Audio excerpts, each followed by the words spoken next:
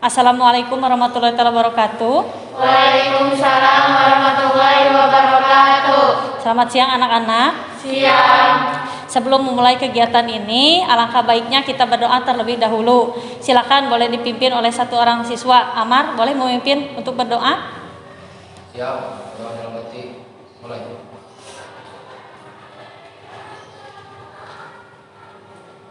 Berdoa jawaban sekian. Ya, terima kasih Amal sudah memimpin untuk berdoa. Sudah 1 tahun ini kita tidak belajar dan bertatap muka seperti ini ya. Mungkin ada beberapa teman di sini yang lupa dengan nama temannya. Untuk itu Ibu minta silakan kalian untuk memperkenalkan diri masing-masing.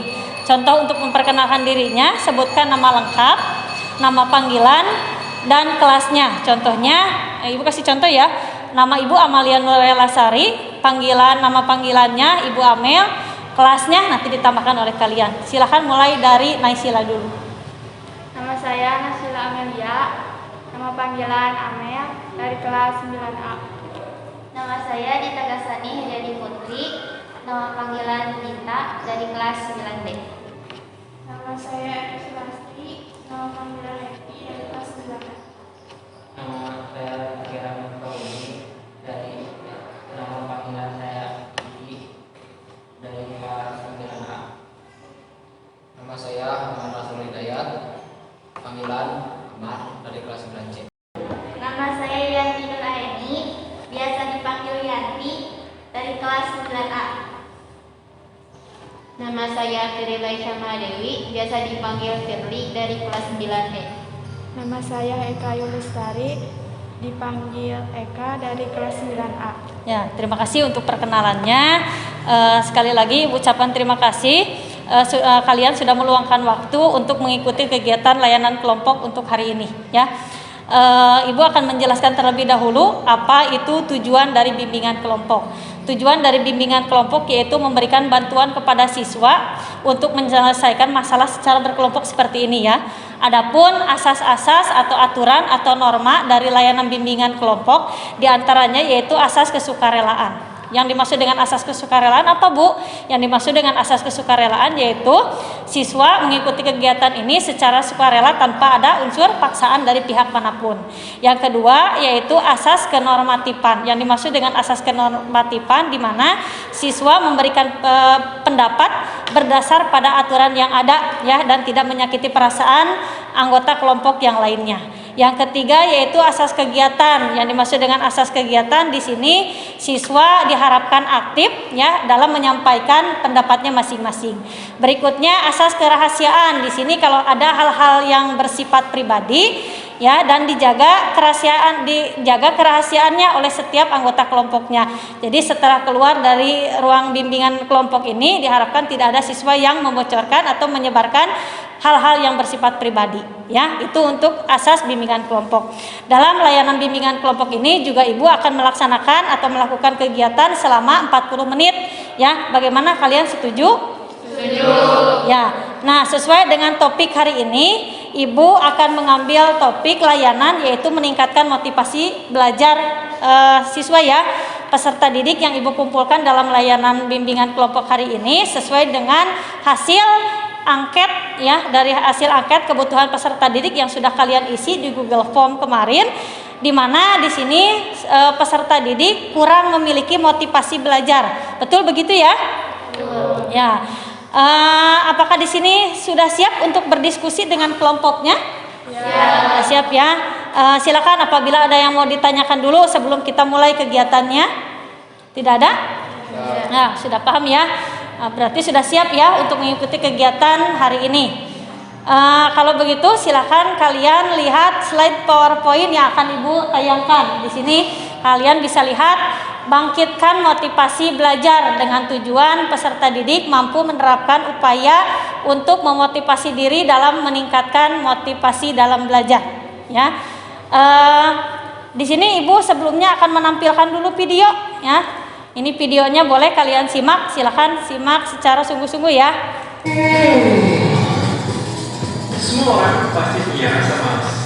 Malas ke sekolah, malas kerja, dan sejuta malas yang pernah ada di kepala kamu. Tapi gimana kalau malas jadi kebiasaan, apa yang bakal terjadi? Coba deh lihat kelompok semua.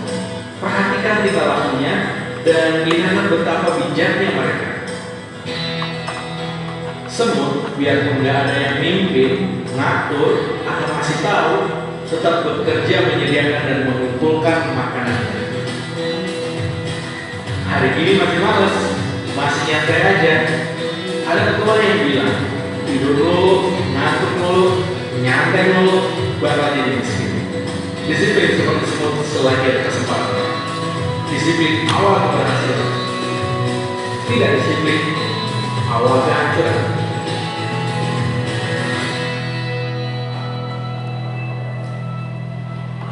Nah, silakan. Tadi kalian sudah menyimak ya mengenai video yang sudah Ibu tayangkan. Silakan apabila ada siswa yang ingin menyampaikan pendapatnya mengenai tayangan video yang tadi. Ya, silakan Dita. Kita dapat belajar dari kisah semut yang rajin. Semut, meskipun tidak ada yang memimpin dan tidak ada yang memberitahu, tetapi mereka tetap bekerja untuk mengumpulkan makanan. Hal ini dapat dicontohkan sebagai contoh kedisiplinan kita dalam belajar. Selanjutnya, kita sebagai pelajar harus memiliki motivasi dan semangat yang kuat untuk dapat meraih cita-cita yang kita impikan. Jangan sampai rasa malas menjadi kebiasaan kita. Ya, terima kasih, bagus sekali ya pendapatnya dari Dita. Tadi Ibu sudah membagikan LKPD ya yang akan kalian diskusikan dengan kelompoknya. Sebelum itu, silakan kalian lihat dulu ya di sini untuk PowerPoint-nya yang akan Ibu tampilkan.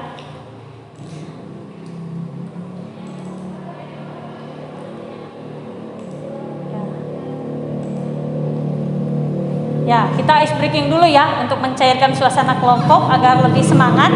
Nah, sebelum kita ke materi, di sini ada tes dan hitung gambar ya. Lihat, boleh dilihat. Nah, angka berapa? Dapatkah Anda menemukan angka di dalam lingkaran merah? Angka berapa? Nah, boleh perhatikan ya. Nah, tidak usah di ini. Sudah mendapatkan gambarnya? Nah, tes mata ilmiah. Jika terlihat 38 berarti mata kiri kalian itu lemah. Jika 83 mata kanan kalian itu lemah. Jika terlihat 88 kedua mata Anda masih kuat ya. Jika 33 kedua mata sudah lemah ya. Apakah kalian termasuk dari tes mata ilmiah yang mana? Ya. Yang kedua, ini kita ice breaking dari jenis binatang. Di sini ya ada satu gajah. Nah, bisakah Anda menemukan lebih dari 10 binatang pada gambar di atas? Boleh identifikasi mana saja gambar yang terlihat. Minimal ada 10 gambar yang kalian bisa lihat. Ya, ada berapa? Dita menemukan berapa, Dita? 8. Amar menemukan berapa, Amar? 7. Yanti? 8. Ya, kita bisa lihat di sini hasilnya. Di sini ada 10 jenis gambar binatang dari satu gambar terbesar yaitu dari gajah. Ya, ini berarti kalian kurang fokus ya dalam mengidentifikasi beberapa jenis gambar yang terkecil dari gajah tersebut. Ya, kita masuk ke materi. Ya, mulai dari pengertian motivasi. Di sini motivasi sangat diperlukan dalam mencapai suatu tujuan. Juga dapat diketahui bahwa motivasi adalah berasal dari diri kita sendiri dan berasal dari luar diri kita sendiri. Ya, motivasi yang berasal dari diri kita sendiri yaitu adanya kemauan yang kuat, usaha yang gigih, niat dan keyakinan yang kuat untuk mencapai apa yang dicita-citakan, disertai doa dan ibadah yang rajin. Itu motivasi yang berasal dari diri kita sendiri. Yang kedua, motivasi yang berasal dari luar diri kita. Ya, misalnya ini untuk memenuhi harapan orang tua. Ya, orang tua menginginkan kalian seperti apa, itu motivasi dari luar. Ada juga kalian ingin mendapatkan hadiah dari orang tua. Ya, semoga tidak ada ya di sini yang ingin mendapatkan hadiah dari orang tua. Ya, itu termasuk ke dalam motivasi dari luar diri.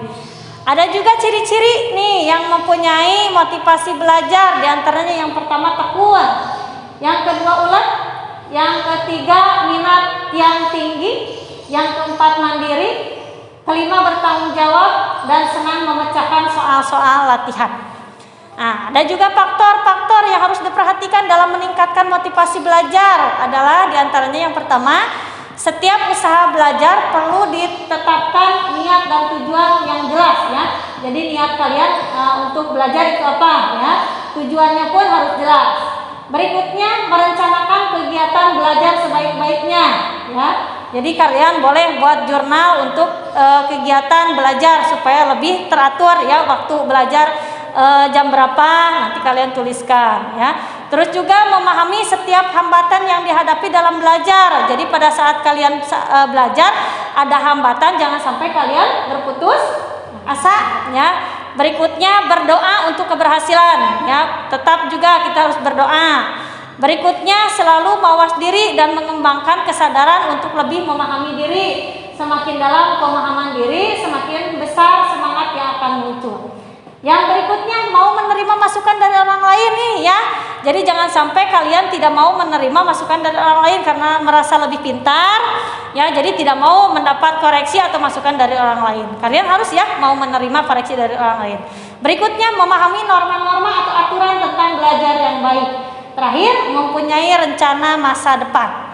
Ya, itu faktor-faktor yang harus diperhatikan dalam meningkatkan motivasi belajar. Nah, di sini ada lembar kerja peserta didik yang tadi Ibu sudah bagikan. Nanti kalian menuliskan 3 poin ya dari upaya yang dapat dilakukan untuk memotivasi diri dalam meningkatkan motivasi belajar. Sebelum itu, ya sebelum ke lembar kerja, di sini Ibu akan memberikan satu kisah motivasi diri dari Ibnu Hajar. Ya, di sini diceritakan Alkisah ada seorang anak yang malas. Kalau disuruh belajar di kelas, dia sering tidak paham ya dengan pelajarannya. Hasilnya dia menjadi murid yang terbodoh di kelasnya. Dia stres dengan keadaan dirinya, dia sudah tidak tahan lagi, sehingga dia pun akhirnya bergegas meninggalkan sekolah karena dia merasa stres ya, karena merasa paling bodoh di kelasnya. Setelah lama berjalan, dia beristirahat di tepi sungai. Dia melihat pemandangan yang begitu menakjubkan. Dia melihat batu besar yang berlubang gara-gara tetesan air. Ya, hanya tetes air yang tak kenal lelah jatuh menimpa batu besar. Jadi berlubang, ya, permukaan batu yang keras. Dia pun mendapat pencerahan dari situ. Ya, aku memang bodoh, ya, menurut kisah ini ya, bego atau apalah namanya, tapi aku kan manusia yang masih dikasih hidup oleh Allah. Kalau air yang terus-menerus menetes itu saja dapat membuat batu yang keras menjadi berlubang, masa aku tidak dapat membuat diriku sendiri pintar? Sebodoh apapun aku sekarang, aku yakin kalau terus-menerus berusaha persis seperti tetesan air itu, akan pasti bisa jadi pintar. Ya, bisa mahir, aku bisa, dia mempunyai tekad. Asal aku tidak menyerah ya, dan terus berusaha, aku pasti bisa ya, menurut kisah di sini. Setiap saat yang memungkinkan dia gunakan untuk belajar ya. Setelah dia mendapatkan pengalaman dari tadi, dia mulai bisa menyamai teman-temannya. Begitulah tingkat demi tingkat ia lampaui hingga kemampuannya mendekati gurunya atau menyamainya, dan akhirnya menjadi luar biasa kemampuannya. Itu kisah motivasi diri dari Ibnu Hajar ya. Sampai sini Ibu minta kalian silahkan diskusikan dengan kelompoknya mengenai LKPD tadi ya. 3 poin upaya yang dapat dilakukan untuk memotivasi diri dalam meningkatkan motivasi belajar. Silahkan diskusikan, dan Ibu minta nanti 1 orang ya untuk berpendapat mengenai kisah dari Ibnu Hajar tadi ya. Silahkan. Kalau ada sebelum diskusi, apa ada yang mau ditanyakan dulu? Tidak ya, sudah paham. Silakan boleh diskusikan. Ibu kasih waktu 10 menit saja. Ya, silakan.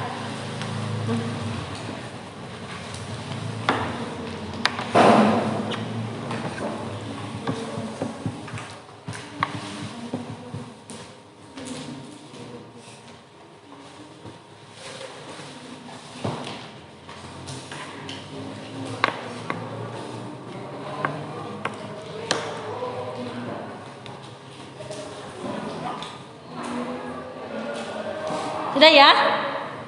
Ya, sudah beres ya? Silakan apabila ada yang mau untuk berpendapat, mengenai penugasan dulu ya. Kita masuknya ke penugasan dulu dari LKPD yang tadi Ibu sudah berikan. Silakan Ibu minta 2 orang untuk berpendapat ya. Silakan siapa yang mau? Ya, boleh Naysila, silakan. Yang pertama, hindari keseringan begadang. Ya. Yang kedua, hindari game online karena dapat membuat kita ketergantungan. Ya. Yang ketiga, fokus kepada cita-cita yang ingin dicapai sehingga kita lebih bersemangat lagi dalam belajar. Iya, terima kasih pendapatnya, bagus sekali ya. Itu upaya yang akan dilakukan oleh Naysila untuk memotivasi diri dalam meningkatkan belajar ya. Ada lagi satu orang lagi yang mau berpendapat, silakan Eka. Yang pertama, mengurangi bermain handphone seperti game dan sosmed sehingga terjadi kecanduan bermain handphone. Yang kedua, menghindari teman-teman yang suka bermain game online. Yang ketiga, mengurangi atau menghindari tongkrongan yang tidak bermanfaat dan berkumpul dengan orang-orang yang suka belajar dan berkomunikasi dengan baik. Ya, bagus ya pendapatnya. Itu pendapat dari Eka. Nanti bisa dilakukan ya untuk memotivasi diri dalam meningkatkan belajar ya. Setelah itu, setelah tadi sudah diberikan 2 pendapat, Ibu minta apa pembelajaran yang dapat kalian ambil dari kisah Ibnu Fajar tadi ya. Ya, silakan. Boleh siapa yang mau berpendapat? Ya, boleh Firly, silakan. Kisah yang dapat kita ambil dari kisah Ibnu Hajar ini adalah sekeras apapun batu batu itu akan dapat dilubangi oleh air yang menetes meskipun kecil. Jadi, sebodoh-bodohnya manusia pasti bisa mencapai atau melampaui orang-orang yang dia sebut pintar dengan rajin belajar. Maka belajarlah serajin mungkin sampai bisa. Ya, terima kasih untuk pendapatnya. Silakan Ibu minta untuk merefleksi ya, apa refleksi yang diperoleh setelah mengikuti bimbingan kelompok hari ini. Silakan. Boleh Yanti, silakan. Dalam kegiatan yang telah saya ikuti hari ini, motivasi dalam belajar saya meningkat dan rasa semangat dalam menyukai ilmu bertambah serta lebih mengarahkan saya untuk kedepannya lebih berkembang lagi. Ya, tadi sudah refleksi dari Yanti. Terima kasih ya, refleksinya bagus sekali. Sekarang silakan apabila ada siswa yang akan menyimpulkan hasil dari layanan kelompok hari ini. Ya, silakan. Oh ya, Amar, silakan Amar.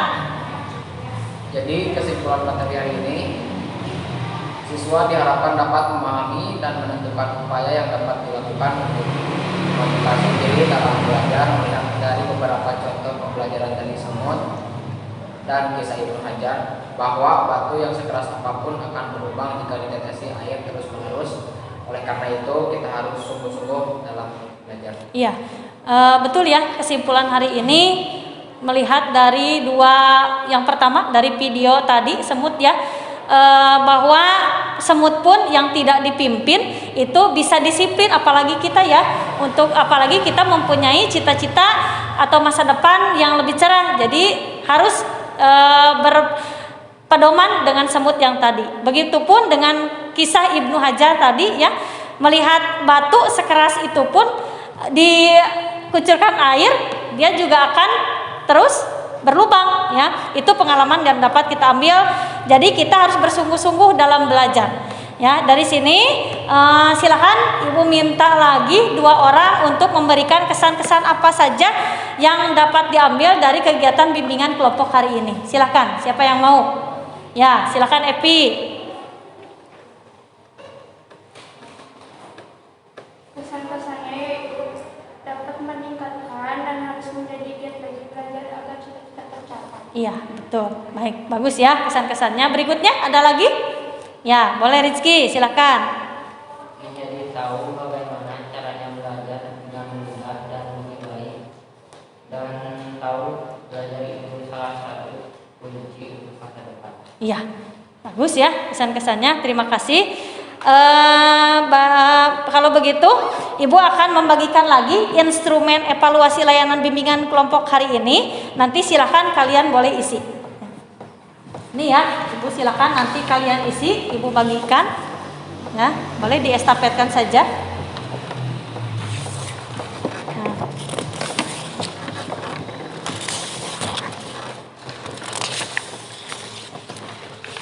Sudah? Ya, silakan isi mulai dari nama konseli, boleh dituliskan kelas kita belum? Silakan boleh dituliskan, nanti sesuaikan dengan apa yang kalian rasakan setelah mengikuti layanan bimbingan kelompok hari ini. Sok boleh isi ya.